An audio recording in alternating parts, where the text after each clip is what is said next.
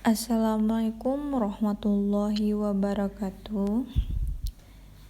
Hello guys, welcome to my channel Sari Wulandari. Sebelumnya jangan lupa like, comment, and share and subscribe. Baiklah, saya Sari Wulandari dengan NIM 120701248851 dari Manajemen K Fakultas Ilmu Sosial Ekonomi. Pada kesempatan kali ini, saya akan membahas materi tentang perkembangan Islam di Singapura dalam mata kuliah Sejarah Islam Asia Tenggara untuk memenuhi nilai ujian akhir semester saya dengan dosen pengampu Bapak Hendra Eka Saputra, SEM SEI. Materi pertama yaitu perkembangan Islam di Singapura. Masuknya Islam ke Singapura terkait dengan proses kedatangan Islam di Asia Tenggara. Singapura yang dulunya masih menempati posisi yang strategis. Singapura mempunyai peranan penting dalam penyebaran Islam di Asia Tenggara. Sejak masa kuno, Masjid telah menjadi kota pelabuhan yang ramai, disinggahi para pedagang dari belahan dunia. Sejak pertengahan abad ke-19 sampai abad ke-20, Singapura telah menjadi pusat informasi dan komunikasi dakwah Islam melalui produksi dan distribusi kitab-kitab cetak keagamaan dari wilayah Asia Tenggara maupun Timur Tengah dan Eropa. Selanjutnya, Islam di negara kontemporer. Dalam sejarahnya, pada abad ke-19 Masehi, Singapura pernah menjadi satu di antara pusat Islam paling penting di Asia Tenggara. Hal ini disebabkan oleh keunggulannya sebagai pintu masuk bagi perdagangan internasional antara Eropa, Timur Tengah, Australia, dan Timur Jauh. Sebagai transit perdagangan, posisinya yang strategis telah memungkinkannya menjadi pusat informasi dan komunikasi dakwah Islam, baik pada masa Kesultanan Melaka, masa kolonial sampai awal abad ke-20. Peran penting tersebut perlahan-lahan berakhir ketika kekuasaan kolonial semakin kokoh, dan terus berlanjut ketika pada akhirnya Singapura memisahkan diri dari negara Federasi Malaysia dan menjadi negara republik yang merdeka pada tahun 1965. Umat Islam menjadi minoritas. Selanjutnya, komunitas Muslim yang sebagian besar adalah bangsa Melayu menempati posisi kelas 2 di bawah etnis Cina. Selanjutnya, materi problematika dan posisi Melayu Islam di bidang ekonomi. Dibanding dengan negara-negara minoritas Muslim lainnya di kawasan Asia Tenggara, Singapura merupakan sebuah negara yang relatif kaya. Hal ini secara teoritis tentunya berdampak pula pada kondisi umat Islamnya. Secara umum, tingkat perekonomian Melayu Muslim berada jauh di bawah etnis lain. Bahkan mereka selalu disebutkan kelompok marginal secara ekonomi. Ini disebabkan arus imigran Cina terus meningkat dan leluasa memasuki kawasan Singapura. Selanjutnya di bidang pendidikan. Pendidikan Islam di Singapura disampaikan oleh para ulama yang berasal dari negeri lain di Asia Tenggara atau dari negeri Asia Barat dan dari benua kecil India. Para ulama tersebut diantaranya ialah Syekh Khatib Minangkabau, Syekh Tuanku Mudo Wali Aceh, Syekh Ahmad Aminuddin Luis Bengkahulu, dan lain-lain. Seperti di negara lain, pendidikan agama Islam di Singapura dijalankan mengikuti sistem tradisi dan sistem persekolahan modern. Sistem tradisional mengikuti pola pendidikan Islam berdasarkan sistem persekolahan pondok Malaysia, petani atau pesantren di Indonesia. Adapun sistem modern adalah melalui sistem sekolah yang merujuk ke Mesir dan Barat yang dikenal dengan nama madrasah, sekolah Arab atau sekolah agama. Selanjutnya di bidang sosial budaya. Masyarakat Melayu terhalang kekangan-kekangan budaya yang didefinisikan menurut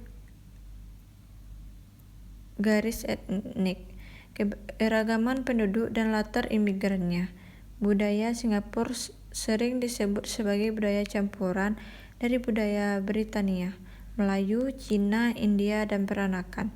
Warga asing juga membentuk 42% penduduk Singapura dan memainkan peran penting dalam memenuhi budaya Singapura. Selanjutnya di bidang politik.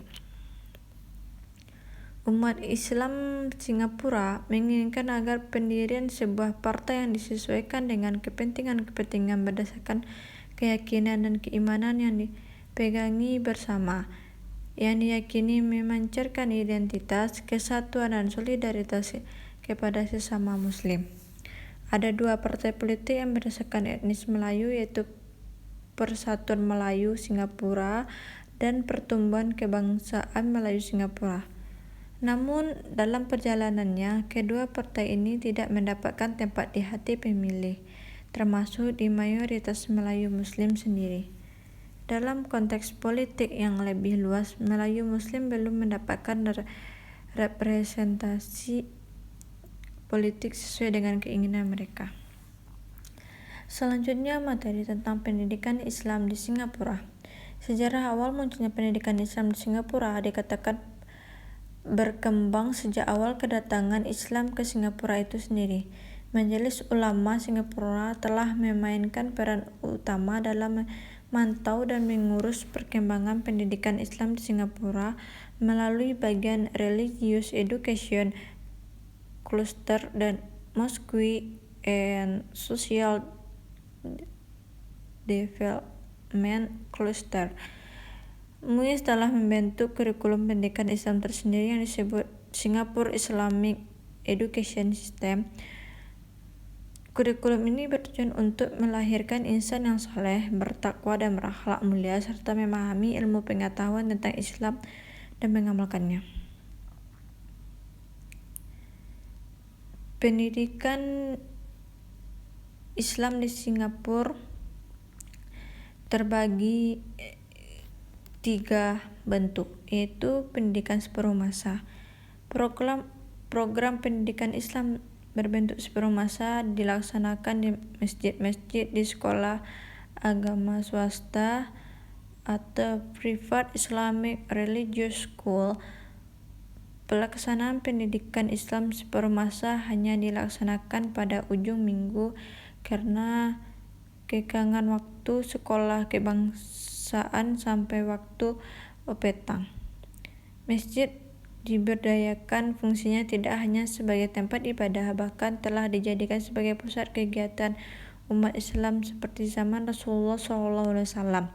Pada saat ini, Singapura memiliki 70 buah masjid yang menawarkan kelas untuk belajar agama dan disiplin ilmu lainnya, dengan 27 masjid melaksanakan sistem madrasah separuh masa. Mereka memiliki sistem pengurusan masjid yang modern dan eksklusif, serta memiliki sistem pengajian yang khusus. Yang kedua itu pendidikan sepenuh masa. Pendidikan sepenuh masa dilaksanakan di sekolah atau madrasah secara formal. Berdasarkan madrasah yang pertama kali berdiri adalah Madrasah Al-Sibyan. Madrasah ini berdiri tahun 1905 dengan fokus utama pendidikan menghafal Al-Quran.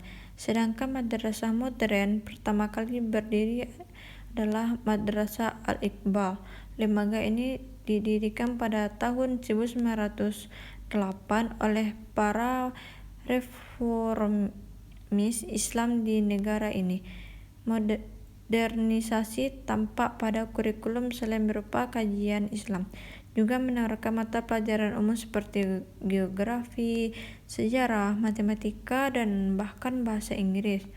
Namun, karena kurangnya respon positif dari komunitas Muslim Singapura ketika itu, madrasah ditutup setahun kemudian. Selanjutnya, pengajian Islam atau awam. Pengajian Islam atau awam juga dijalankan untuk masyarakat awam pada akhir minggu, yaitu kelas fardu ain, kelas bahasa Arab, kelas untuk muslimah, kelas haji dan ummah, dan kelas Al-Quran. Terdapat juga masjid-masjid yang melaksanakan pengajian Islam untuk masyarakat awam seperti Darul Quran, Darul Hadis, Darul Fikih, pemikiran Islam masa kini, pemikiran Islam, dan sebagainya. Selain itu, masjid juga melaksanakan mosque, kindergarten, dan religious Kairos service. Pengajian ini dilaksanakan di masjid. Selain tempatnya yang sangat bersih dan indah, juga ruas kanan dan kiri di setiap masjid terdapat ruang-ruang kelas untuk belajar agama dan kursus keterampilan. Berbagai disiplin ilmu agama diajarkan setiap siang dan sore hari. Kegiatan ceramah rohani usai juga diajarkan usai salat subuh dan maghrib.